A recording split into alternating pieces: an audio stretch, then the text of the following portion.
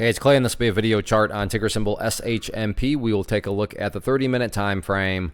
Real quick, what do I mean by 30-minute in case maybe you're new to charts? Instead of each one of these candlesticks here representing 1 day's worth of price action, which is what you would normally see, each one represents 30 minutes. So this here may look like several days worth of time. It's actually today's price action broken down into 30-minute time slices. I like to this time frame. It does a good job of telling the quote-unquote story of the price, and then makes mapping out where levels of support and resistance a bit easier to see.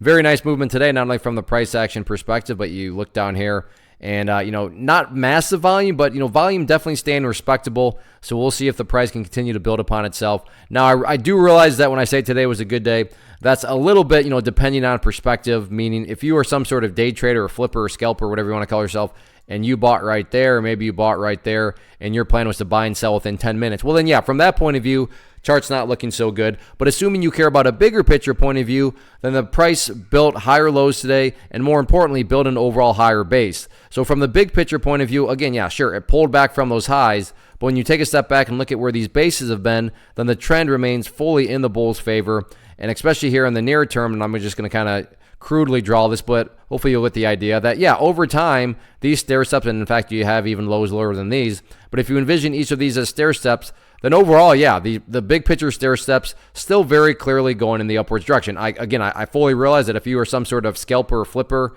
day trader, and you bought right there and you wanted to buy and sell within 7 minutes, and yeah, you definitely don't care about these stair steps, but these comments are definitely being geared towards more so the big picture point of view. So overall, from that perspective, everything is still perfectly fine. Now, in the event the price does pull back a little bit more, preferably speaking, yeah, you'd want to see the price stay up above that purple line there, which is a 50-period moving average. But even at that point, it's not like if the price were to fall below that purple line, that implies that everything is epically destroyed or anything like that. Because from the big picture of things, and another way you can look at all this is let's just get an overall trend line in play.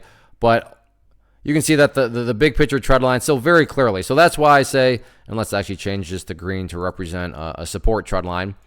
But even if the price were to come down to that purple line and crash through there, technically speaking, there'd still be plenty of opportunities for this to just, still build an overall higher base, and that is what you want to see. So sure, today from the highs, there was a bit of a pullback, but over time, the price continues to chip away and build those higher lows, and that's what you want to see.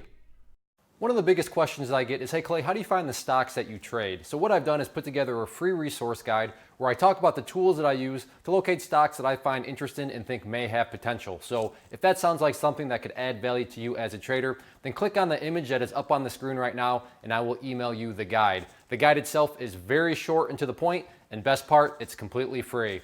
Thanks for watching the video. Let me know if you have any questions.